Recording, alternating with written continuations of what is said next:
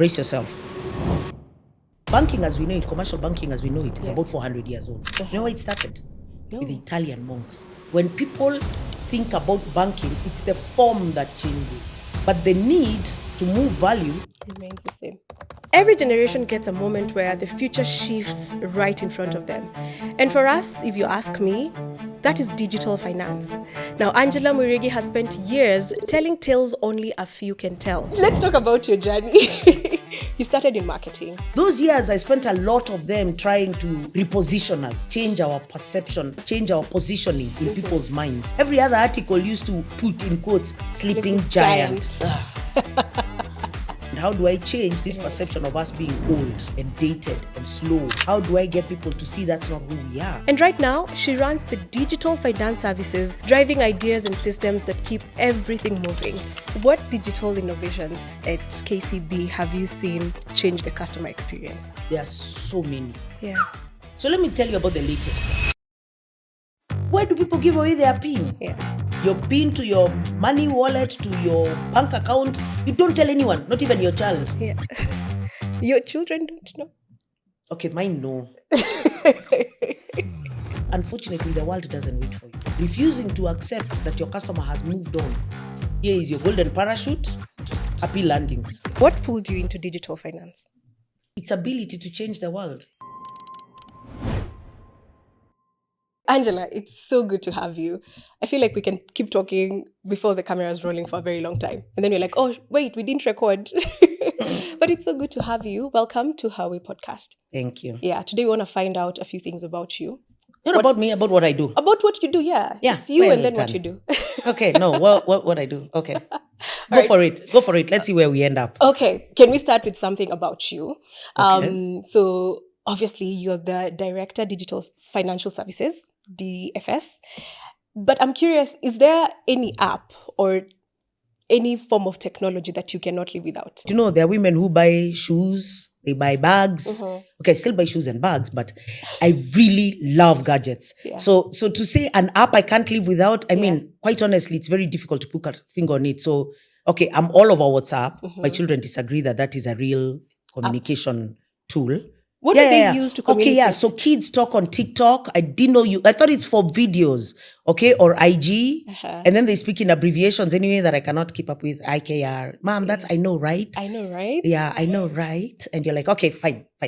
But for me, you write in full sentences. So I know I'd spend a lot of time on WhatsApp. I even bug my team. Mm-hmm. We actually looked at it the other day and we said, how many millennials and Gen Xers do we, Gen Xers, millennials and the Z guys do we have in the organization? And it is, brace yourself, 5% for the Xers, 63% for the millennials, and 23% for the... Wow. Yeah. So it's a very young... But Kenya is young. True. Kenya, our average age is 20 years old. Mm-hmm. So when you think about it, if you're going to talk to them, then you best be device-led, social media-led, app-led. You have to have things that engage them. So when I think about it in my space, for me personally, what I love is all gadgets. So yeah, so if you have a gadget around me, absolutely, if I have not seen it before, I'm going to be looking into it. Yeah. Right? So I see people coming into the office, like I write things on paper because I love writing on paper. I feel like it embeds it in the heart, doesn't it? Puts it in your head properly.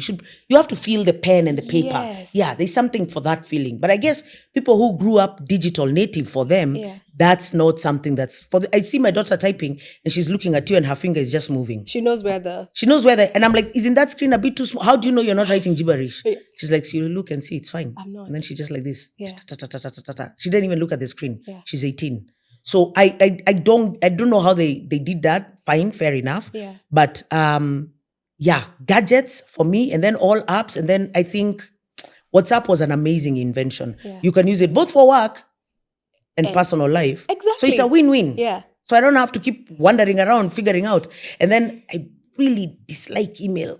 Yeah. I wish people would stop sending me emails. You just ask me what it is. Also, don't call, just text. Yeah. So, yeah. So that says something about emotional distance, doesn't it? So So, yes, I would say it's emotional distance. I don't want to answer many phone calls, but if you text me, Yeah. I'll answer all your texts Yeah. eventually. Do you feel like you're cornered? Like every time I'm on the phone call, Yeah, because I have to like like it's using up a lot of time. So Yes. first I have to focus on what you're saying Yeah. right there and then. So I can't do a couple of things at the same time. And I used to say, and I'm the person who is solidly and seriously against multitasking and claiming that women can multitask. I think that's just a cop-out to make us do a lot more. Do more. Yeah, do Yeah. more, Yes. do more, do Yes. more.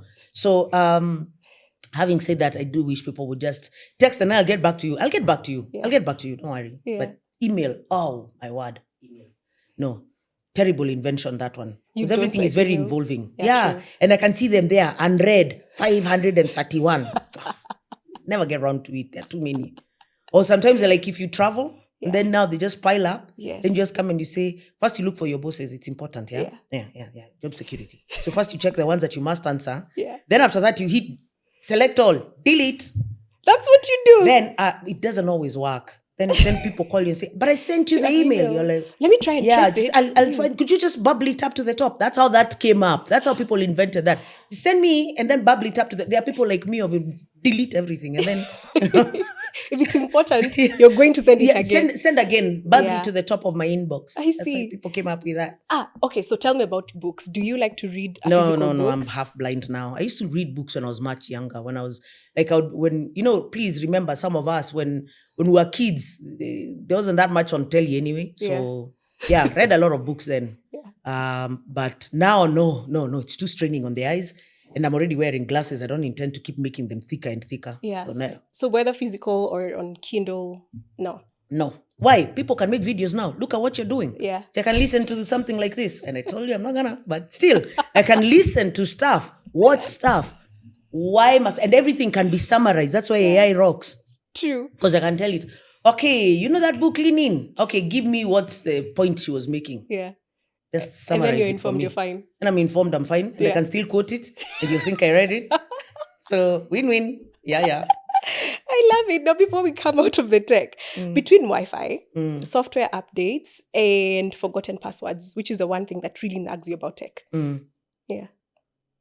Well, I suppose it depends on the environment. So work environment, I hate having to change my passwords constantly. Yes. Because also remembering them is a challenge. Yeah. Then I'll write them down. And then everything I watch suggests that that's how people come Hack and you. approve things for you. And then you're the one who is blamed for it. So no, not wise to write down your password, but ever. But then on the other hand, they require me to keep constantly changing it. So this is a no-win situation. So what you do is, what I have is a Keeper app. I cannot live without my Keeper app. There, you've reminded me an app I truly, truly, truly, truly value. There we go. Donkey years now. Yeah. My Keeper app, I even used to pay them. Yeah. Because what I do is every time I put a password somewhere, and then of course technology has improved over time, and now your software keeps the caches the passwords, which it never used to do. But before people cached passwords, what we used to do is have to have apps that retain the password for you, so that now you can go look it up there. Now they have linked those apps so that you can call up and it asks you, do you want to autofill the password from Keeper or from the keychain? And you're like, yeah, whichever. Let's go. Whatsoever. I don't know what the password is. Go ahead. So it's really, but the world is looking at how to solve this problem. Yeah. That's where tech jazzes me, because tech is designed to solve problems. And I love our engineering team. They always, this is their motto for the head of engineering, Harris, lovely guy. He tells me all the time, Angela, there's nothing you can't fix. You just need to describe it clearly, properly, and then we will design it for you. We'll find the solution.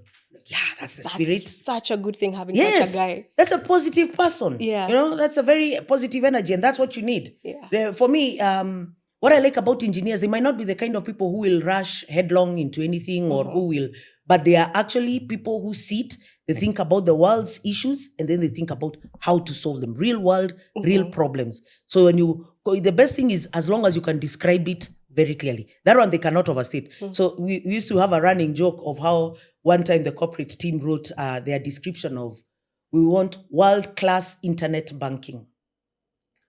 We were like, So what is in your world-class internet banking? What is it that we don't have today in the one we have? They're like, yes, we have, but we want a world-class one. Yeah. What World-class. specifically is, do you have ever pushed people, or like pulling teeth, getting the correct description? World class. Yeah. World-class is not a description. It's not. It's not a description. Yeah. So, yes, I always say you can pretty much solve anything if you can have clarity of thought about what it is you want. So, yeah, tech is wonderful that way. Yeah. There's nothing it can't really fix. Of course, you have to mix it with the real world, physical world. Then, Yeah. should be able to get to a good place, a good balance. Yeah. I've actually forgotten another question you asked me. No, you answered it. It's fine. Oh, good. Yeah, but I want to start by telling you, it's not even a story. It's the reality of what we've lived through. So I've lived through a Kenya where I would spend hours, used to be with my mom most of the times at the bank, queuing for hours and hours. And you dressed up for it. And you dressed up for it because apparently a bank was such an important place to go Everything to. is pristine. Marble floors, white walls. Everything, glass everywhere. So we'd spend almost like the full day. It was a bank day, right? Then also I've lived through an era where I wake up, I'm on my phone, I do my transactions, I am done. And now I have a little boy who is 1 year, 6, I think he's 6 months. 1 year. I think that should be come quicker. For your own good. The day he watches this, he's not going to be very happy with you, ma'am. I think he's 1 year, 6 months. All I know is that he's talking and he has a lot of words. Okay. But I think of the life like he will be living, and at some point he'll be asking himself, like, where were banks even like real places? So there's a huge shift, and you sit right in the middle of that shift. Okay. How does that make you feel? Here's the thing. Yeah. Not everywhere goes at the same pace. True? My mom will still do what you're describing that you used to do with your mom. Oh. And I run digital for the biggest bank in Eastern Central Africa. I love that sentence. In Eastern Central Africa. Yeah, you do? Yes, I do digital finance for them. Yes. And my mother will not trust mobile banking. She says, no. It's okay, mommy. I'll go to the bank. It's okay. I'm fine. So I'm like, but mom, on your phone, I can show you, because she learned how to text on WhatsApp the other day. She had no problem calling, but the whole learning how to text, she really had a mental barrier about it. Yeah. So she still has a mental barrier about mobile banking. Of course, because the industry has been texting people for years, telling them, Pinyako, Siriako, because of all the people who gave away their details. So in fact, one of the innovations I'll tell you about is how we removed the agency from the customer, the ability for them to mess themselves up. Yeah. And incidentally, the assumption that it is people who are with lower financial or educational literacy is not true. Doctors, teachers, lecturers, whatnot, everyone falls prey to trust. So here's the thing you need to appreciate. What I'm saying essentially is that, yes, technology is coming and coming fast, and the adoption of it, the time frame it takes for technology to be adopted. You've seen that thing that says it took this long for the TV to be adopted, 50 years, for it to be prevalent everywhere, or for the PC, or for the radio. The radio was the longest because that was the first one. Cloud operation, then TV, then shorter even and then internet was like 7 years everywhere. Yes. Okay. And then, so mobile phone and so forth, and the rest of them take. So, but when we say everywhere, is it really, really everywhere? You know, the reason the bank runs a hybrid model, that means where we have branches. And digital, is because it's critical. Yeah. There are parts of the world and generations, your elder generations, you're not going to force them to adopt technology just like that. True. So one of the things that the whole world is talking about now is that, of course, in the future, where would you need cars? Who are these people who have said, Tesla have said they will put automated vehicles that will be, they'll put millions of them in cities, right? Yeah. And they will go up, it wasn't even Tesla, it was someone else. And they'll just be going up and down the road, and then you jump in, you pay, phone, card, whatever it is you're using to pay, might not even be that format, maybe something under the skin, way to scare the Christians. And the Bible says. I know. I thought I should throw that one in there just to make them uncomfortable wherever they are. Yeah. So the idea was to say this. And I remember, in fact, the person who was presenting to a board goes, and you know, you will not need driving license. Like your son will definitely not need a driving license. Yeah. But there are kids today who are even saying, the alphas, they're saying, why would I need a driving license? Yeah. For what? Especially the younger alphas. Yeah. They are saying, why would I need a driving license? And I can just jump into Uber here, there. That's true. So the only thing that's going to happen is that the next step, of course, is automated AI, autonomous vehicles. Right? That up and down in cities. So why do I need a driving license? And I just really, really, really don't need to be the one driving. Yeah. And if they are safe enough to be better than individuals and the human being making the decision on how to drive, If you put in robots in people's houses, what happens to some of those? But how many places are going to have? They say by 2035 they want to have 3 million robots in the world. So I've now watched what does enough that movies. mean? Oh, you're in the Terminator land. You think it's gonna end it? Everyone Yes. is gonna die. No. But you see, on the other hand, what is the likelihood of your mom putting a robot in her house? None, Zero to zero none. next to it's severely negative. There's just no chance. Yeah. But there is a chance someone like me, I would. Also because I'm ridiculously curious about technology. I was about to say that, Yes, yes, but that doesn't necessarily mean that Yeah. everyone is going to do it who is around me. So my husband might have something to say about that as well. Not that he'll win that argument. I always say the house belongs to the woman. So you and your robots. Yeah, me and my robots. And so when we talk about technology and the shifts that it takes and the adoption, the PC is considered to be something that is ubiquitous, isn't it? Does every home have a PC? No. Our phones, because also your infrastructure matters, right? What's the level of energy available? Do people have a place to charge? Yeah. You hear of communities where people have to go and charge at the community center or at the shop for sijui ya nani ya mama njoki. It's still happening. That's where we are going to. Of course, it's still happening. Yeah. Because income levels and economic levels determine how quickly technology can be adopted, the infrastructure that is available to those people. Yeah. Think about it, because we call that actually the digital infrastructures, the pillars of digital infrastructure to enable it to happen. Right. It is almost impossible for everywhere to have the same level of development. Devices. Yeah. Does everyone have access to devices? What's the quality of devices they have access to? True. Do you know, like Southeast Asia is one of the places with the best penetration of devices. Why?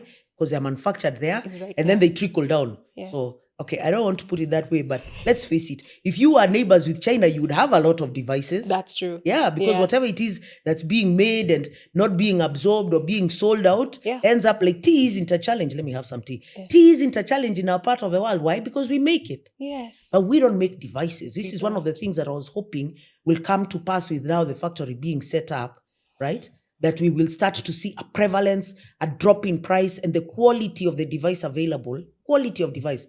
Today we are rolling out cell phone boarding.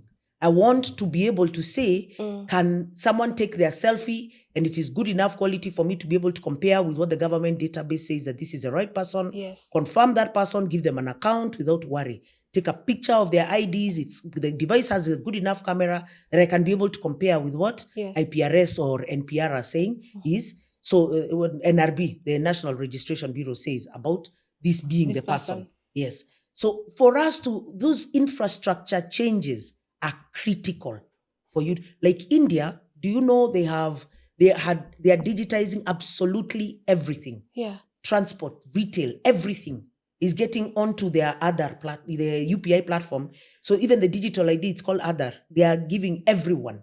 And then it is driven actually by their government.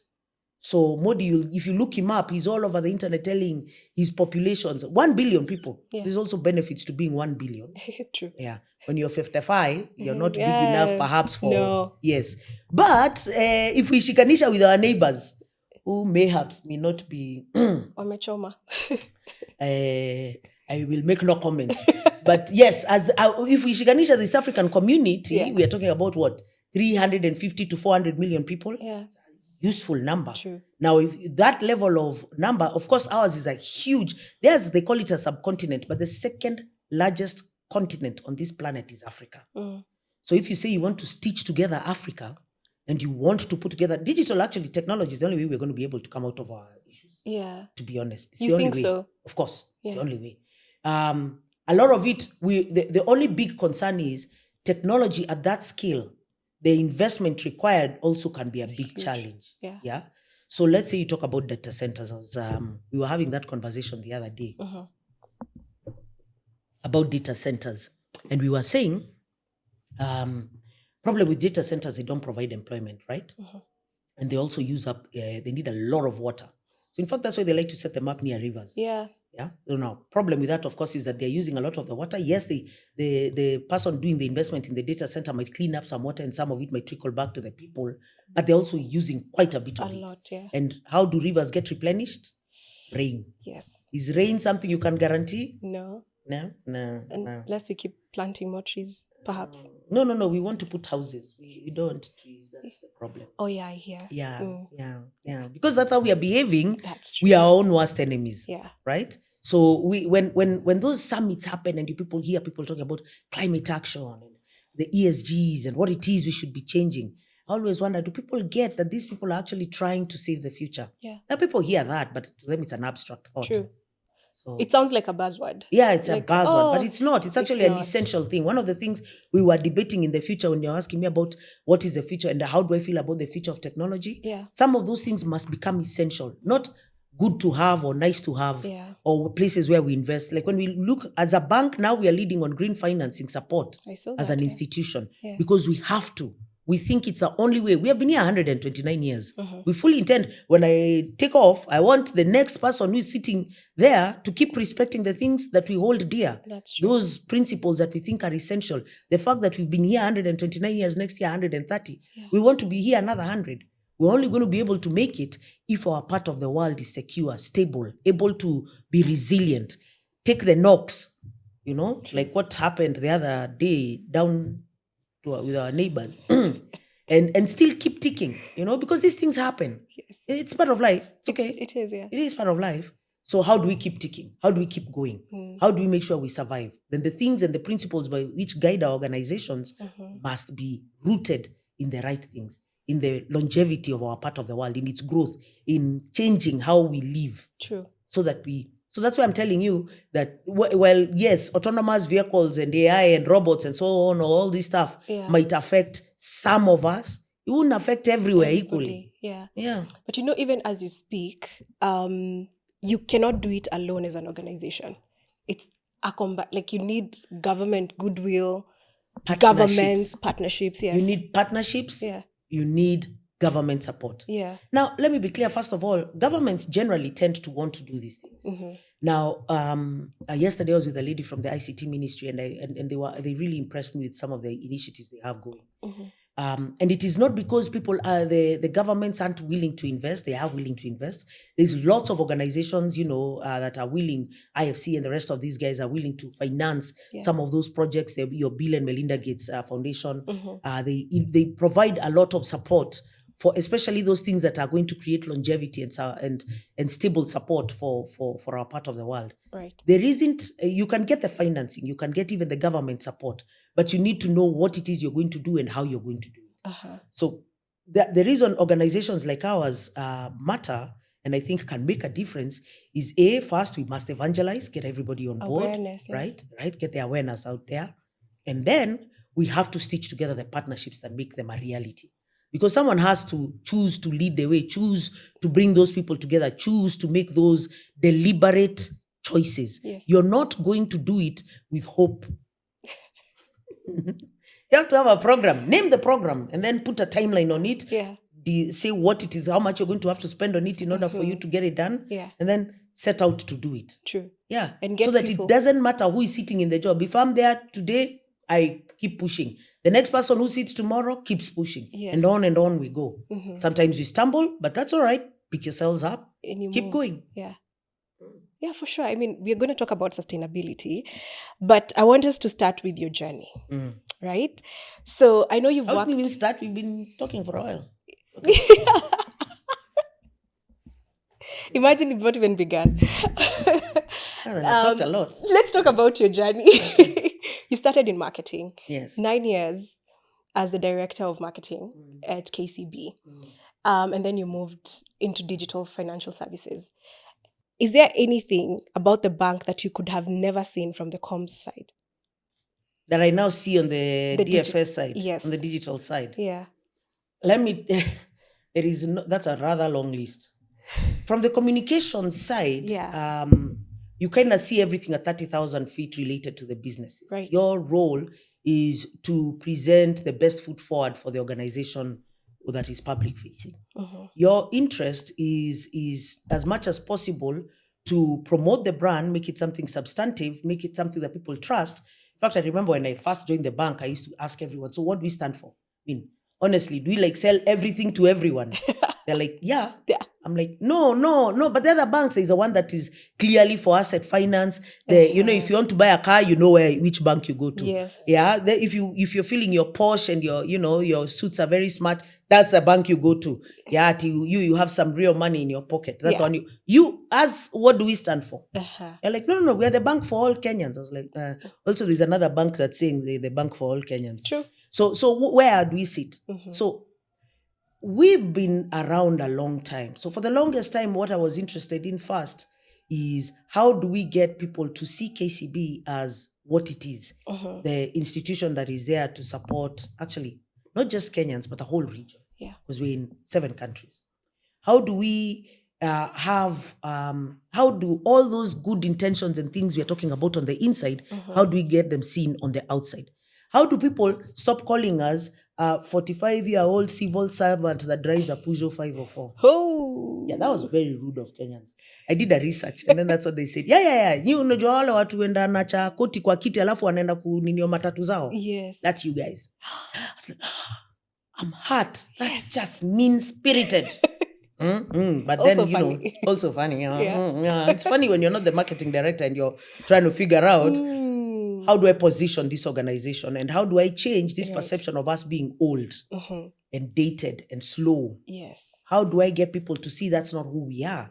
After all, the assumption that we're only old people in there is not fair. Yeah. I just said we are 63% millennials, 23% the Gen Zs. Yeah. How does someone then assume we are just only, and they're only 5% of the Xers? Yeah. Boomers on their way, there are 10 chaps, they're all retiring this year. And there's no silent generation. That's the one that's at the top. The guy is born in 1946 too. They're all gone. They're all gone. Gone. Because you have to retire at 60. That's true. Yeah. So I kept telling guys, now how do we get the perception of us to change? So that was our big focus for those 9 years. How do we get Changing people? the perception. How do we get people interested? When was the last time we ran ads? How are we coming across a school? How do we get the young people to believe that we matter? So that's when we started the partnerships with Safaricom to launch Mbenki. We launched Goal accounts. We launched so many products. We did dancing, baby cab, telling people, you remember the dancing cab? Yes. I remember. We tried to do everything to get people to see, no, guys, you've misunderstood. Yes, it's a sleeping. Every other article used to put in quotes, sleeping giant. Right? And then, of course, we changed the branding. I told them we have to change from this color of grass, green only. Yeah. Even when people don't even know how many branches we have because us and the trees look like the same. So that's why we put blue on it. Yeah. So we got an agency, we pack us some stark difference. Yes. Right? So that people can see. And I remember people calling me and saying, wow, you people have many branches. I was like, that's because you thought they were trees. So, because there's that long, what we call I forget what we call that sign. At the front. So it used to be very long, and then the lion was very big, okay, and then the KCB was small. I see. I was like, so I remember the agency guy came and asked me, and I thought again, funny but rude. He came and says, "Can you guys are a safari company? Why is the lion so big?" I was like, "You guys mnanita food." But fair enough. Yeah. Make the KCB bigger than the lion. Yes. Then they said, no, they're in a balance. Okay, then bring them at least closer together so that we can make. So those years, I spent a lot of them trying to reposition us, change our perception, change our positioning in people's minds, move from being barely at the top to something people considered when they said financial services. You can't say that and you don't think about KCB. True. And so I think you've done well. There's a joke I want to tell you. Are you going to crack another one like the girl with the safari? No. Okay, Sarah, go ahead. No, currently, I think among people we say, if you want a loan for whatever, just go to KCB. They have loans for everything. Everything. Everything under sun. Yeah. Every variation. That's what we agreed. We said, let's not fight it. Yeah. We want to serve everyone for every need they could possibly think up. True. And if we haven't thought of it, they should tell us. We will sort it out. Yeah, we'll sort it out. We're here for you. Don't worry. We are for people for better. We will sort it out. So, yes, every kind there is. In fact, now we shifted from just old man to old man young because it's a male brand. Let me be very clear. Yeah. Yes, we removed the overly colored old lion and we put a younger, spiffier looking guy. Yeah. And it's a male brand. So then we said, okay, now we are changing that perception. Now let's embrace we are for everyone. For Yeah. people, yeah. Yeah, that's why we are for people, for better. So the critical thing here to appreciate is that now when you're in communications and you're looking at you're changing perception, because what do they say about perception? It's people's reality. Yeah. So if I can't change how you see us, then I can't change how you think about us, then you can't trust me. Now people already trust KCB. Even when it was that green sleeping giant, people still trusted it. They said you put your money in there. Kenya's lights, I always tell people now, they ask me, how is KCB? Yeah, see, Kenya is still here. Yeah. Kenya is here, KCB is here. Yeah. Yeah. Like that. Kenya is here, KCB is here. Kenya would have to even when the lights go out all over the country, there will be lights at Kencom over there. Yeah. KCB is on. Yeah. Yeah. So And that's trust. Yeah. That's where you put your wealth. You put the secure place to put what you have is KCB. Now, let's discuss. Now we said, okay, so now people trust the brand. How do we bring convenience to them? So that's why digital is. So initially, I used to say to guys, okay, so I can't deal all the complaining. I can't change how people feel, how quickly the systems work, the technical debt we have. That's what they call the technology debt. Was when was the last time you've been upgrading? So we when people accuse us of being a sleeping giant, it wasn't an idle accusation, of course, because they were basing it on their experiences. Yeah. So we had a lot of technology debt. Technology debt is how modernized are you? You have so many legacy systems. You've been stitching together different systems for decades upon decades upon decades. Okay? From when people knew what a telex was. People have explained to me many times. I still can't get it stuck in my head. What is a telex? Telex. I have no idea. Yeah, whatever. Or they would do that thing of where they would post a money order. I was like, what is money order? Yeah. How does that work? So this bank has been there a long, long time. When they used to do those franking machines, like and then that's yes, and then it would pick from the copy down, and then when they would say you have to have a pink slip to go and pay school fees. I mean, all those machines, by the way, if you go to our leadership center, we have them all over, like dotted all over the place. They're like a museum. I used to try and convince our previous CEO, if we could just spend some money and do a proper museum, and kids can come here and look at the evolution of the financial industry. Yeah. I still think it's a viable thing to do. I think eventually we can turn one of the branches into No, you're not going to turn one of the branches. Those are business centers. Be serious. But maybe the National Archives we in can like 20 take years? No. The branches will still be necessary for some people. So Okay. I think you can argue that in some parts, would you need a branch in Upper Hill, see? Or Westlands, you'll still need. Why? Your mom is over here. Yeah. She needs to go to the bank. True. Yeah. So you see, this is why I'm saying hybrid models are critical. Okay. Right? So you cannot say you base it on a small a section, even if it's a larger section of the community, the smaller section, for them, when you ask that individual, that branch to them is everything. True. So first you start with, and people used to really hammer us about this, you'd come to a KCB branch, then you can see 8 counters, 2 are manned. Why was that? Yeah. So because we were trying to say, okay, how do we reduce but not close? But we need to reduce the level of investment we are putting behind it. And then we realize, okay, we might have gone too far. Umekata fat mpaka umefikia nyama. So you say, okay, let's rudisha it kidogo, ongeza, and then, can we bring in some agents also to tusaidiane, maisha ndi harambe. Paul says that all the time. So we changia until we improve, and then we can strike the right balance. No, sometimes people are forgiving, sometimes they're not. Especially if you can take a moment to explain to them, they might forgive you. Yeah. But and I think it really, with any service institution, it's a conversation with your customer. Yeah. I tell people all the time, quit berating the banks. You come and talk to people. They are your brothers and sisters in there. Yeah. Come and ask them, how do I solve this problem? Stop assuming that they are going to say no. Talk to them. See if they can help you out. That's why the branch, the idea ain't going nowhere for a long time. So you'll have the autonomous cars dropping you at the KCB branch. Right. There you go. There was I think the reason I was talking about the branches, there was a Forbes article I read the other day. It was talking about how 90% of transactions, customer interactions, are digital.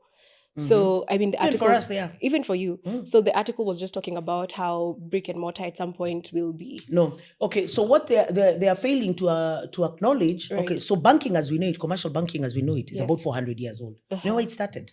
No. With the Italian monks, right? So as you are traveling across Europe, right? Of course, thugs have always been there. Yeah. They're like the, part of the oldest professions.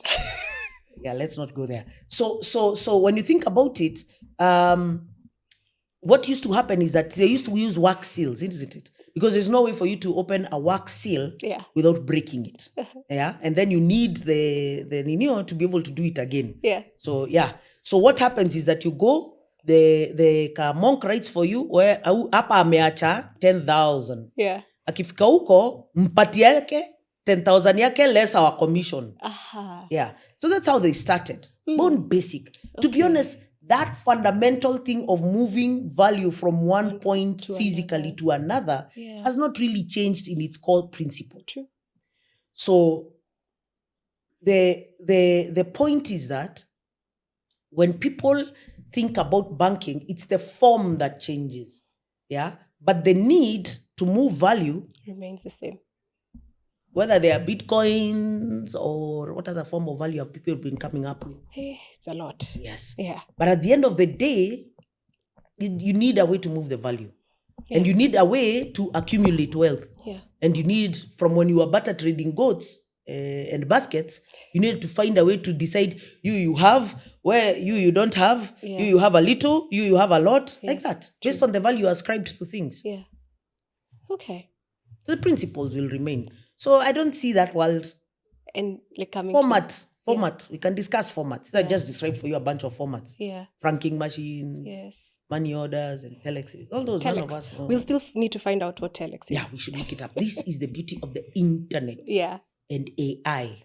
Oh, so you asked me what I can't do without technologies. I can't do without AI. I love my Claude and Claude. Yeah, because it's an excellent working tool, right?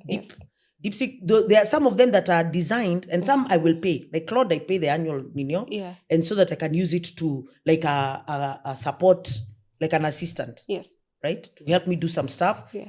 Go scour the internet and tell me what are things. That's why I can quote so many stories. Yeah. Go scour and tell me. Find and then tell me. Find and then tell me. Yeah. Find and then tell me. Yeah. In short format, again. Yeah. Like I said, I don't have to read lean in. I can just tell That's it. what you keep looking at. Yes. Lean in. Just give me a five sentence synopsis of what the point that, what's her name again? Cheryl. Yeah, Cheryl Sanders was trying to say. Yeah. And I just remember the last name. It's all I can see from here. Yeah. Totally blind. Yeah. But yes, what point was she? Yeah. So AI can do that for you. Oh, it's a wonderful tool. Yeah. What you have to do, where I think people fail to appreciate, is that because it is ubiquitous, it's across the planet, don't put sensitive information. Right. Yeah. So there are people who are uploading entire organizational strategies up there. So if I ask for the internet for it, it will just give me. It will give you as well. Yeah. Somebody else's entire strategy. Hey. People have to be very careful with it. So the usage of it, I think the one thing that organizations must do is train people how to use it safely. Yeah. How to use it safely. And I think also there is the concern of it taking jobs. Well, I think there is some knee-jerk reactions that happen. Like I said, Amazon, yeah, the 1,800 developers. So when somebody then makes a determination like that, but you see, then you run into problems, isn't it? They're not the only ones who have done that. Many large organizations have done it, where they thought technology was somehow going to entirely replace humanity. True. Very difficult, and especially for what they consider to be task-oriented roles, right? And they think you can use the AI exclusively to do those tasks for you. Yeah. But inevitably, you need the human being to be able to validate whether or not what that AI has done is right. True. Have you ever tried to tell it to write something for you, see how many errors it gives you back? Oh. You have to be very careful. You need a human eye still to look at it. True. So one of the things people have to appreciate is that it's not that people won't be required in the workplace. It's that what they do is what will change. Yeah. So retrain people.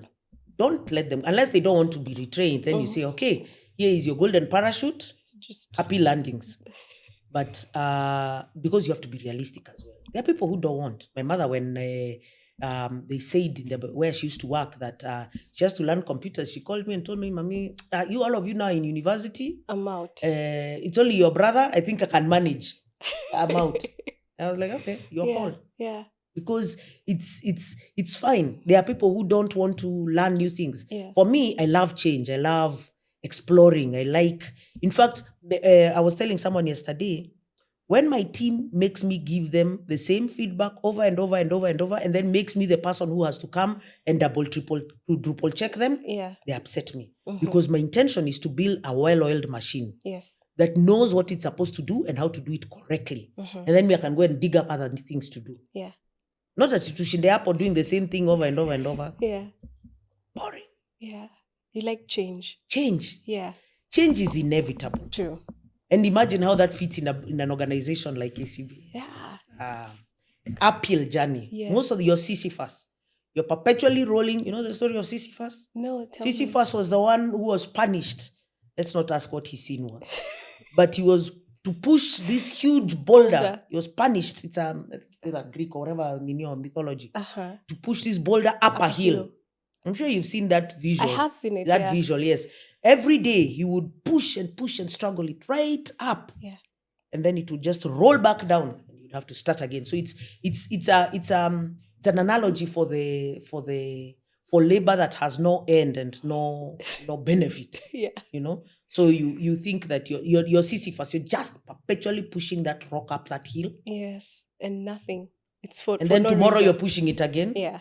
So I find some things sometimes in organizations forcing change, adopting, because unfortunately the world doesn't wait for you. Refusing to accept that your customer has moved on. Yeah. You know what Gandalf is in the tech world? It's not fair to ask it that way. Okay. So let me put it this way. We used to say GAFA. Those are the people who owned the earth, right? Yeah. Big tech. That's your Google, your Amazon, your Facebook, and Apple. Right? And remember, Apple represents plus Microsoft. True. Facebook plus all social media, Yes. right? And then your Amazon, well, nobody else really does what that Bezos Amazon fellow does. Yeah. And Google is, well, there used to be others. I don't know if you ever heard of them. Yahoo. Yahoos and the rest of them that died. But yes, Bing. Yeah, it's a hash Hotmail. world. Yeah. So those people who are like each of them, you can say what it is they absolutely do. Solve, yeah. Google is the gateway to the knowledge of humanity. Yeah. You know, Amazon, that is the biggest marketplace hands down. And that's why they can charge so much. And even when you look at web, like cloud, still AWS, biggest. It is, yeah. It took 7 years before the next person came along understanding what it is it's doing. By then they had gone. Moved. Then you have your social media owners. Facebook was, I don't know if people remember, but there was a time the concept of Facebook. Now my kids look at us like, huh? Are you on Facebook? Why? No, actually, that's not even something that fits into their world. Now they are looking at me like that about your TikToks and your IGs, which to me, I thought are the ones they are using. Yeah. But now they talk about apps whose names I don't know, have not heard of, and that's cool. I let it go. Yeah. So it's not a must that I know. So Gandalf is now the broader, because big tech has become so broad now. They are beginning, when they talk about the disruption of big tech, it is how many things they are owning. That this area, the hands down winner who is defining how it functions is this person, Netflix. Streaming, do you know an app, even if you download which particular streamer, there is none that has the flexibility and segment of one hyper-personalization capability of Netflix. They have now created an expectations. So when you build apps and you're providing services to people and they're internet-based, that's how they expect you to behave. Yeah. When you reach somewhere, right? Siuba knows you are in Tanzania. Yeah. You want to go to Mazese. So you see. Yes. Well, I don't know. Yeah. So my point is this: this technology, this big tech, have owned and created new worlds, and then there are people who are defining how that world works. They are the people defining how that world works. So there are these additions. LinkedIn. Did you think that? I mean, I used to be so dismissive of LinkedIn. You have to post your things on it. Oh, I'm older than you, love. That's why. So the concept that your career is designed and driven by By- whether or not you're posting stuff on Yeah. on social media Yeah. seemed a bit far-fetched. But today, over 1 billion users, On all those LinkedIn. are people with over 1 billion users. Yeah. They're only 8 billion, well, almost 8 billion of us. So when you're having 1 billion, That's a you're running the huge. earth. That's true. Yes, you're the gatekeeper of that particular vertical. Yeah. So that's where big tech, when you think about it and then you say, I want Africa to change, then you Yeah. say, okay. Yet big tech owns, what are they controlling? What do I need to change? How is finance going to survive? Because without finance payments capability, Yeah. then Africa doesn't change. Yeah. If I cannot, we say we are from the Atlantic Ocean to the Indian Ocean because we're in DR Congo from Kenya. So from the Indian Ocean, Mombasa, right? Oda to Matadi in DR Congo, the Atlantic Ocean. Now, what is the ease of trade in that region? When I worry about things that concern me about how we are going to move forward, those are the things that concern me. And I know technology can help us solve some of those problems. Yeah. But it's going to take some level of investment, some level of focus, some interest, the ability so that we can chart the way. Yeah. And then the small traders can start, send the fish, I think we can change our part of the world. And we're going to have to leverage some of those technologies to do it. True. It's so interesting what you're talking about. I feel like I want to be in your head right now. But since you're here, what pulled you into digital finance? Its ability to change the world. Yeah. So it became obvious. Well, I started going for these big conferences for digital. There is the MWC, the Mobile World Congress. In fact, it was that's the first one that made me go, whoa. So I chose to go for the Mobile World Congress. It's held in Barcelona every year at the beginning of the year, around Jan Feb. So I went for one in 2019. And I was like, what? The things they were talking about, the way they were talking about how mobile, because I knew mobile was going to be what helps us. So the point I was making earlier when I told you about the monks was that at that time, remember, banking has always been for the cream of society, isn't Yes. it? They banked 1 to maybe 3%, 5% Right. of the population. The difference now is that banking is ubiquitous. It's for everyone. It is. Yeah. When you talk about financial inclusion, it's a moot point. That's not the point. In fact, what we're looking for now is financial deepening. Kenya passed inclusion. What we're looking for is deepening. Even for women? Everyone is in. Okay. The beauty of technology is that it is democratic. Okay. Do you think I am bothered by whether you're male or female when I am giving out the loans on the digital platform? No. The system doesn't care. Yeah. There's no unconscious bias unless I inject it as a rule. Yes. It doesn't do that. All it does is look at, with credit, we do two things. Okay. Ability to pay, willingness to pay. You see why willingness matters? That's why you have debtors' prisons in London. Debtors' prisons were because there are people who are unwilling to pay. You can I pay, took but the you money, don't. but I don't want to repay. Yeah. Then you're surprised when you can't access credit again. What? Yeah. What? People are stupid. Yeah. It's someone's capital you have taken. That's true. Even if it's a bank and people say it's the bank's money, I'm like, yes, they are shareholders. If you owned those shares, you would be very upset if we were careless and giving people who will not repay. Yeah.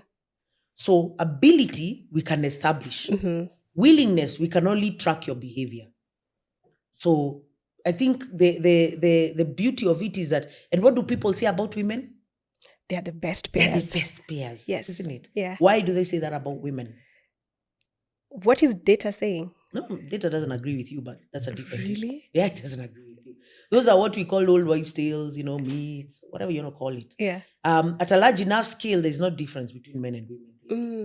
So, because remember, us, we onboard millions of customers. We actually have like 60 something for the whole region. And no, they pretty much end up being the same. Once the sample size is big enough, these things tend towards the middle. Yeah. It doesn't skew heavily one way or the other. So because digital, it is if you have a phone, you can access the credit. You just check what is your behavior with mobile money, what is your behavior with the bank loans we've already given you. And then we determine how much we can give you and we guess whether or not you'll pay. Yeah. That's really what it boils down to. You guess. You said You're we guess. guessing. Because tomorrow you might not be in the same circumstance. You are using history. True. Remember, it doesn't, predict. it's not a crystal ball. It doesn't tell us the future. Yeah. It only tells us what you've done in the past. Yeah. Right? So we are hoping that your behavior holds true. What you've been doing, Yeah. you will continue to do. But the opposite is also true. What if actually you change your mind and decide to become a better person, or your circumstances change and now you can afford more? Yeah. Again, I can only use the history. Yes, I to have predict. no crystal ball for the future. True. So I can only use your history to determine. That is why I said we use your history and then we say, okay, let's give you this limit if you behave better. And that's why Yeah. we progressively improve limits. Because it's the only way now, based on your new behavior, that we say, Here's a reward. pass, Yeah. endele, Get more. and trust you. What digital innovations at KCB have you seen change the customer experience? There are so many. Yeah. Wow, there are many. Yeah. There are many. So let me tell you about the latest one. Yes. So you've seen those on TV, on the news, those chaps with many phones and SIM cards on the table. And you've had people complaining that they were called by someone who sounded very smart, like they're calling from M-Pesa, from That happened the the other bank. day in this studio. Someone was called like 6K. Yeah. Again, Pinyako, Yeah. Siriako. Siriako. Why do people trust other people with those are what are truly personal information? Yeah. I don't know how much more personal it can get than Your PIN number. True. Your PIN to your money wallet, to your bank account. You don't tell anyone, not even your child. Yeah. Your children don't know. Okay, mine no.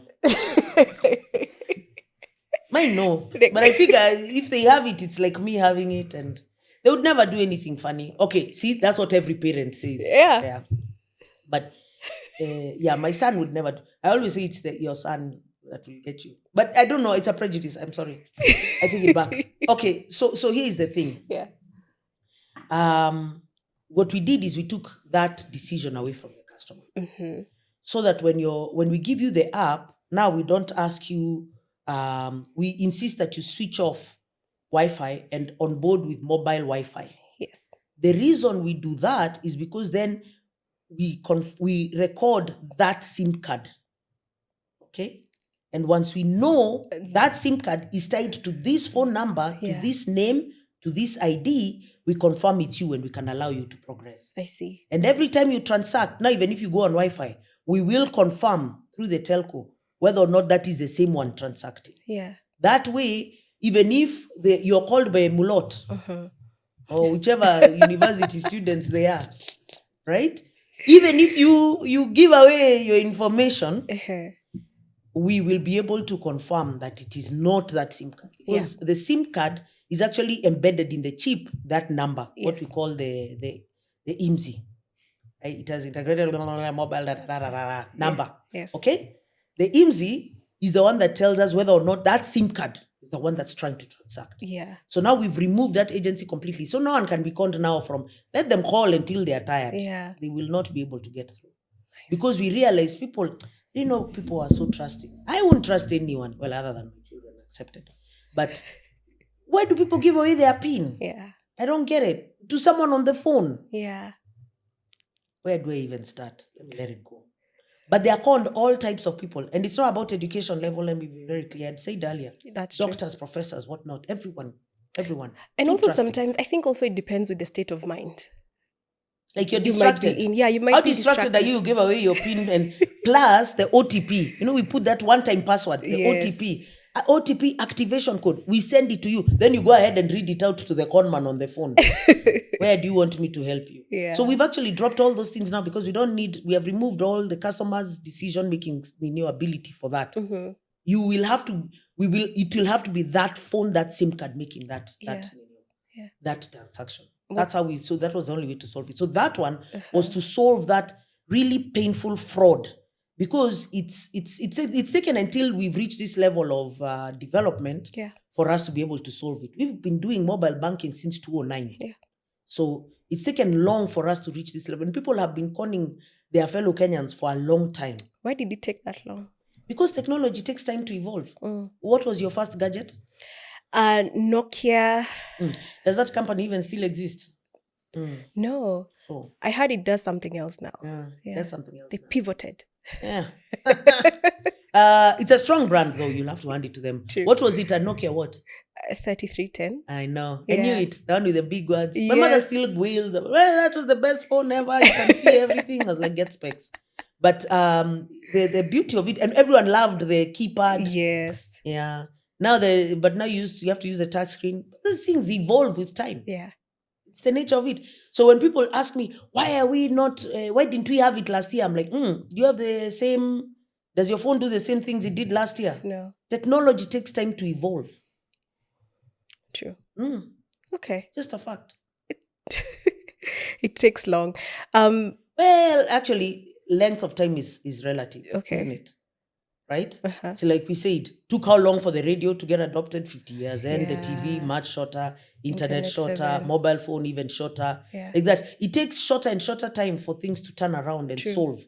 Because the engineering capability of the world is improving all the time. And remember, it's an investment. That's true. So, and until they have made enough capital sometimes to be able to invest, think about it. For them to host the entire internet, the entire breadth of human knowledge, how many GPUs? Someone was telling me the other day, is 15,000 GPUs costing $150,000 per unit is the investment. I don't even know how to do that math. Yeah. That's the investment to be able to do it. Now, GPU, how many GPUs do we even have in our part of the world? You know, the GPU is very different from your regular servers, right? And that is what you need for you to be able to build an AI. You're talking about, and they all differ. It's like buying the basic model of Samsung. Now, what on iPhone? Are we at 17 or where are we at now? 17 now. 17. That chap and that chap. Yeah. Completely different. Or even the guy with the Samsung, what is it called? Fold. Yeah. And the person with the basic Samsung. Are they in the same, Absolutely but same manufacturer? Yeah. True. Right. But also, do you think regulation also slows down innovation? No, not necessarily. Really? Actually, regulation catches up to innovation. Yeah. So most of the time, in fact, what regulation tries to come in and do is to steer and remove the dangers and risks that the tech and innovation and scientists create. Yeah. Because most of the time they have no idea what these people are doing. Yeah. And then they find out after, and then they're going, whoa, slow down. Yeah. Listen, you guys, the things you're suggesting, like you just say Terminator for AI. And think about by the time guys figure out how to manage AI. Look how far AI had gone before regulators started going, wait, how are we going to regulate this industry? Yeah. Now it's an industry. Yeah. And it started very slowly. These open AI people put it out and said, we have artificial intelligence that is called generative. Yeah. This is what it can do. Then they go, And then now then people realize what the thing can do, and they start going, wait. Who owns what? M-Pesa, when it took off, all we were happy about was, we can send money back home. So that's what people used to say. That's what it used to be for. Send money back home. Even the first ad, I went for the M-Pesa 25, and that's what they were showing. Yeah. Send money back. So by the time they understood the scale of what it was going to do for Kenya, now when other parts of Africa come, they look at Kenya and they say, wait, before it goes everywhere, who is it impacting and how is it going to change the lives of our people? Yeah. So I think actually the regulator is the least of the problems when you're innovating, especially in completely new spaces. They are catching up. Okay. What I love, in fact, about financial regulators like the central bank and the rest of them, the CMA, all of them, what they say is they provide sandboxes and they will work with the private sector. In fact, what they ask the private sector is, tell us, let's figure it out together. Yeah. Let's see what are the risks and mitigations we can put in place for some of those things you're trying to do. We are not saying no. Let's just figure it out together first, what the implications are. Let's do worst case scenario planning to best case scenario planning and everything in between. And it's necessary. Yeah. Because without sometimes the people to stop the brakes, you have the Manhattan Project. Oh, yeah. There you go. So it's important that you have some people go, wait. Yeah, slow down. So I don't mind the people of wait. The ones I don't like are the ones of stop. Yeah, those, I hold it against you if you're a person of stop. You know, the ones they say, there are people of negative energy. Is it Einstein who said that? Someone like saying, never remember who said. The negative people always find a reason to stop. Yeah. So they always find a problem Yeah. to whatever you tell them, they'll find the reason why they shouldn't do it. Yeah. That's all they're interested in. Like a How do I dark stop cloud. it? Yes. Yeah. Walking around and like, So me, I don't mind people who say, wait, let's reason together. true. We can figure out a way forward. Yeah. But we cannot stop progress. To be honest, we do it. If we don't do it, someone else will do it. Humanity is that way. That's true. Okay. Speaking about problems, when now I have, on my phone, I can access the bank. What does support look like? Customer support when everything is on the phone. So that's what I'm loving about the world where it's going now. Right. So you've heard of agentic AI. That means where you have AI bots being the ones to support people. And now with the Gen AI, we are able to get them to learn and respond to people and answer their questions, go into the system, check what the person is asking, and then give them the rationale for why what happened to them happened to them. Yeah. So, but we are still a ways from in the financial industry. We are going to be the biggest beneficiaries. Yeah. Because for us, it's critical to find a way. We are not able to respond to every query in a timely manner. We try. Yeah. We've put in WhatsApp. We've put in all these solutions to try and help us deal, especially when systems glitch. Not if, when they glitch. Yeah. And they will glitch. The thing is, how do we respond, and how do we respond fast enough? Yes. And how do we inform people, and how do we find out even that it has glitched? Yeah. So remember, I said people, the reason what they call legacy systems. Yeah. You have stitched together a number of systems that are all, so it's going from point to point to point, isn't it? Mm-hmm. Transmitting the message of what the customer is asking for, and then back again to the customer. Sometimes in the organization, sometimes outside the organization to somebody else's system. Yeah. Now, those points within an organization, much better because it is internal, setup. Mm-hmm. The network is internal, much safer. Yeah. Once it starts going external, then it's subject to, did the C cable kohoa? Yeah. And then now the message wasn't delivered. Yeah. So you asked me to deliver the message to the telco, it didn't get there.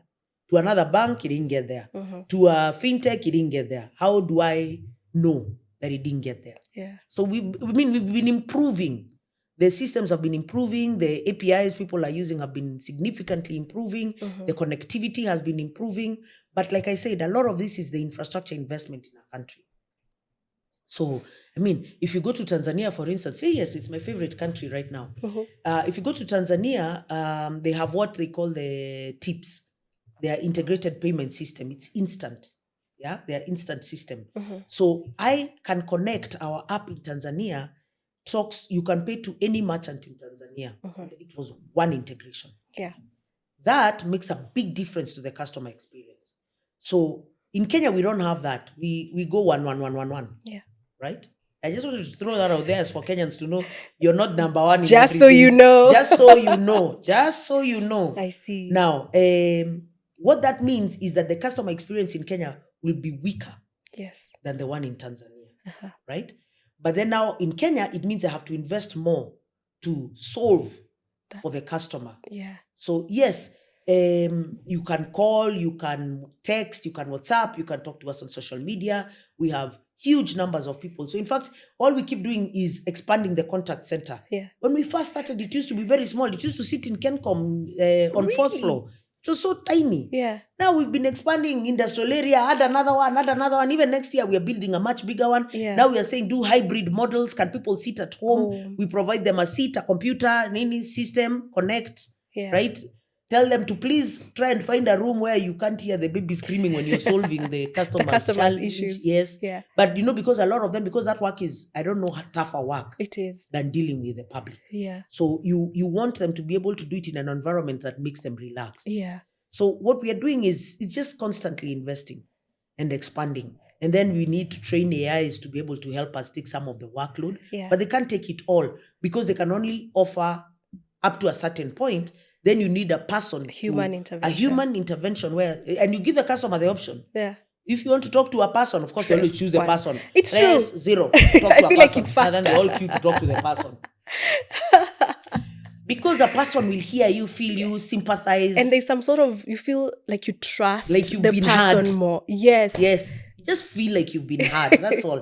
Before you, when you're talking to a machine, you think, "Who is this thing, man?" I keep like I'm saying the same thing over and over, and it's not understanding. And then as customers, we think our problems are all unique. Oh, of course, they're all unique. Yeah. Yes, you wanted to know your balance. It's not the same balance the other guy was just asking. So yes, people assume. And even when we've given you options, in fact, when we first started, the thing I used to tell guys is balance inquiry must be free. Because people want to know the balance, do the transaction, then check the balance. Okay? Now, we don't need them calling us. It's more costly for them to call us. And then we have to pay someone to sit there telling them their balances than to just make the balance inquiry free on mobile. Please. So mobile actually has made it possible first for us to bank. We move from banking 5% to banking 90%. Okay. Then you can move to what level of services can they access? Can they access the entire spectrum of banking services? Or you can actually get it. You might not be able to do the more complex advisory types. But any transaction related, even bid bonds. Today, we automated it entirely. You go and you want a bid bond, you have an LPO, you'll come, you'll get your bond and move on. Pay the fee, entirely on internet banking. We don't need to see you, just upload your documents.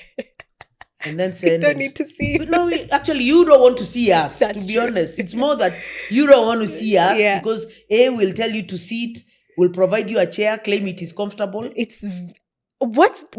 I said claim, I didn't say it is. What is it with banks and uncomfortable seats? Okay, guys, man, people get mad when they see many people in the branch. So you can't have them, and then you can't chase them because you're your customers. True. So, right, I said claim.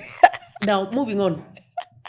So, key thing here to appreciate is our interest is to reduce as much as possible the need for the customer to feel unserved or unserved. So, for us to remove that challenge, as much as possible, put the decision in their hands. So that's what digital is good for.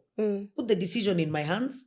Actually, you then want it to be in your hands. That's cool. There aren't that many of you anyway. You head go on to out the to the branch. And you'll find only 3 people. You'll find those. And then you won't find it clogged. Yes. So I remember and I used to insist, no, let's provide free Wi-Fi in the branches. And guys were like, and then all those toys wandering around, just sitting there on their phones. It's too hot. Let me just go to the branch and sit down. I don't pay for data. Let me just go to the bank branch.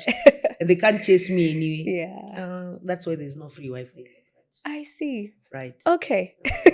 It's a good thought, but it's an impractical one. Yeah. Okay. Let's talk about how DFS is designing digital products that work for women-owned businesses. Like I said, digital is actually extremely democratic. Okay. It's extremely democratic. I mean, to be honest, we can, you don't come at it from the digital design to say that we would produce only for women. True. That's not practical. What we do is, so if you Bill and Melinda Gates and you want to lend to low-income women, you want us to build products specifically for that community, we will. We'll just use pretty much the same infrastructure we use for doing the generic ones and provide one. Then you can go ahead and sell it to that community. That's DigiFrame. Yeah.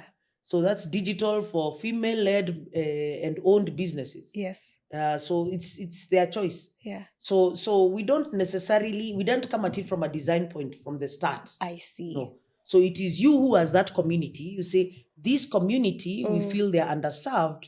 And we want to, because that one is really about whether or not they have the income to be able to do what we call building your thin file. So then they have a thin file. Thin file means the amount of information I have on you is too little for me to give you any kind of substantive money. Yeah. What is the thing why was digital lending so important? For you to borrow, you needed 2 things. Collateral. Yes. Collateral was driven by what? Only 2 things. Yeah.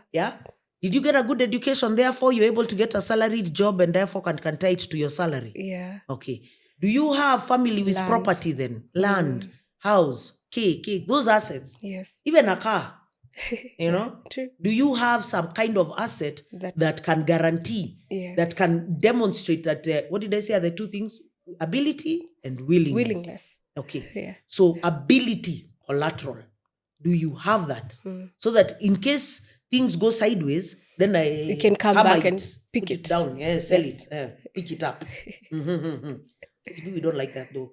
We always say we are not in the business of selling land. And Yeah. we want people to pay their debts. True. So most of that's why I always tell people, please come and talk to the bank. Let's talk about how we can structure it. Yeah. So the conversation about what? No, like you've answered it.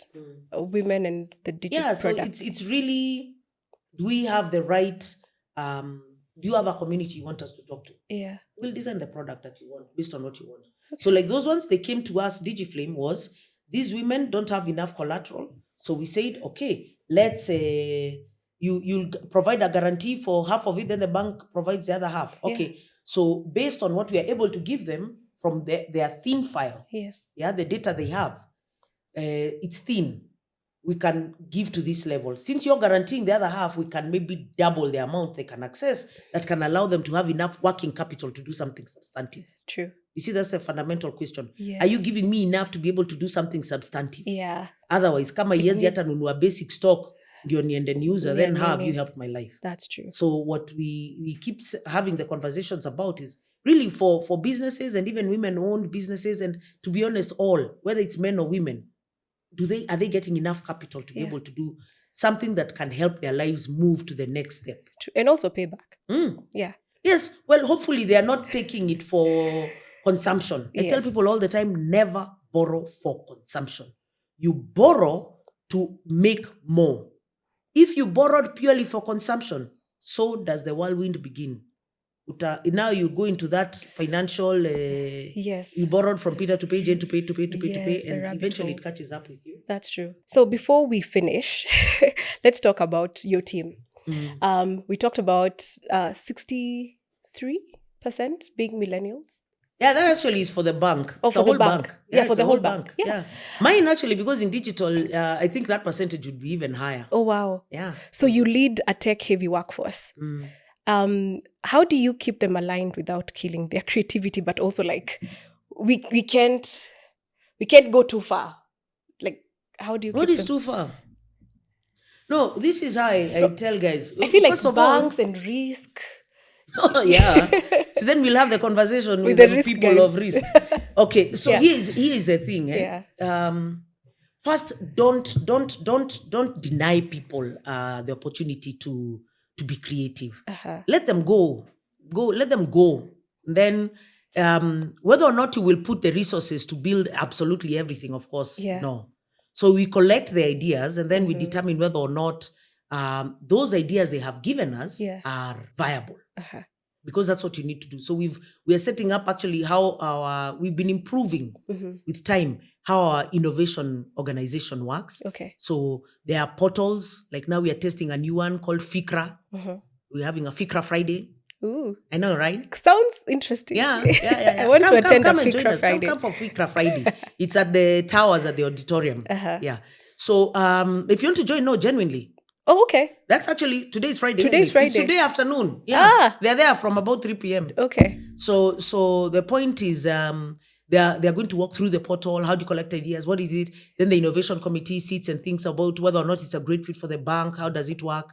So you don't pretty much stop people. Yeah. And what you want is to collect and as much as possible reward them for taking the trouble to actually share those ideas. I see. So with corporates, what you need is to organize the how. Yeah. So you're not going to let people just go off and build whatever they want. That would be practical. Yeah. But you do need to have some form of allowing them to be able to share those ideas. And those ideas can come from anywhere. Yeah. And to be honest, the best people to give you those ideas are the people who are on ground, the ones who are dealing with it, those people in the branches talking to customers, those sales teams, relationship managers, all those people that are spending all their time in the market. Those are the guys to tell you what it is you should be working on. Yeah. Okay. Speaking about creativity, I am sure, like I've talked to you. You like big, bold ideas. If you were to build your own, let's say, dream banking app, what would it have? If we ignore I am risk, fully guys. intending to do that with KCB. Yeah. I'm going to put everything and anything I can think up under the sun in it. Oh, can I tell you what I have seen in Southeast Asia, they put, so I used to spend a lot of time talking to these guys from Bangladesh. So there they have this they consider it like a mall. The mobile banking app is a mall. Okay. So what they do is that they determine what are the things, and they allow the customer also to decide what they want to change it to. But they put the biggest players. Do you know when you open a mall, what is the first thing you want? Big supermarket? Yes. Big bank? There's some, what do you call them? Irreducible minimums. We Yeah. are Kenyans. Irreducible minimums. Anchor clients in a anchor mall. Anchor clients in a mall. That's the Yeah. correct term. So you must have those people in place, isn't it? You must Yeah. pick the bank. You must have a supermarket. Pharmacy. There's some things you must have. And they're usually on the ground floor. You can tell what people consider to be deadly serious. Even like a clinic. Even like a clinic, Yeah. a boutique. No, those are the people you put first. Yes. Those people probably get a much better price per square foot, right? Than everybody else. An advocate on 6th floor. Dentist, acha. May or may not be necessary. Yeah. Can probably negotiate better than the boutique, but there you go. Yeah. So whoever has the greatest footfall. So even with an app, think about it like a mall. What I'm looking for is traffic. Yeah. What I'm looking for is how many daily users am I going to be able to get? How relevant is it? How sticky is it? Yes. And how much do I get people to keep using me? Yeah. Ever heard of Butcher Box in the US? No. So this is this service for meat. So this guy, at first, he went to see a farmer. He goes to see a farmer. He says, okay, I want to get grass-fed beef. The guy tells him, yeah, my cows don't donate pieces. So you buy the entire cow. And he says, alone, I can't, my guy. Yes. The whole cow. That's a bit of a stretch. Yeah. So the guy tells him, that would be a you problem. So he bought the cow anyway. Yeah. Takes it to the butcher, has it renewed. That's where tragedy steps in for a minute. Let's move on rapidly. And he has everything packaged. And then he gives his neighbors as well and tells them, okay, but you guys, we have to changia this thing. So his neighbors say, brilliant idea. So can you do this on a regular? He's like, what? No. Wait. Okay. So how often? So they said, no, if you can just get us supplied like, every few weeks, every month. Then that's how he got coined the idea of, that guy makes $1.6 million a day. Jesus. This is how what he did is build the platform. Yeah. And then now he built the infrastructure behind it. So you get from the farmers, then you package. And now because they are fixed orders, which you supply, and they are on standing fixed orders, for him now he has a fully running supply chain that he's barely involved in. Yeah. That's the beauty of technology and digital. Yeah. So if you ask me, if it's doing it for myself or for someone else, there's so many ways. Yeah. There is almost not anything that you really, like me, the reason I read up on Butcher Box was because I was looking for, how do I get quality meat? Why don't we have someone like that doing that here? Yeah. I mean, I go to Glover, and I order from... But sometimes what you see is not what you get. What you get. Yeah, especially from supermarkets. It can be a bit dicey. Yeah. So, So agreed. Yeah. So, but then you can problem solve very quickly. True. Yeah. It's actually, we are limited by our own imagination. Yeah. I hope we can get an app that pays bills automatically. That one I'll put for you in the KCB app. Please. I'm going to say one word and you tell me what comes to mind. Just one word. Digital banking. What's standard? Women and money. Common sense. Gen Z at work. Ouch. The future of finance. Everywhere. Legacy. Unnecessary. You want an explanation? Please. I don't think anything you should worry about whether or not you set legacies. I think what you should think about is, how do you do your part to push us towards the future we need to get? So I don't do it so that I can create any kind of legacy. My joy is that whatever I did, destroy it and make it better. So I don't want you hanging on to whatever came in the past. Yeah. Focus on what we should be going towards and keep improving it. Keep making it better. So it's not necessary to build any legacies. Your job is to make it work and then keep it moving. Otherwise, how will we ever catch up with the rest? I dislike that I count frontier, what do they call there? There is well-developed, less developed, frontier. Yeah. Okay, so as we in the emerging. Yeah. They call it developed, emerging, frontier. Yeah. How many markets in Africa are frontier? And they rather many. Yeah. Isn't that upsetting? How many are emerging? Isn't all of them? Are there any developed? It's very so I want us to move. I don't want to hear about whether or not people are holding on to histories and legacies. I want us to move. Move. Yeah. That's how we change the world. Let's go. Move. Thank you. This has been warm, sharp, eye-opening, everything in between.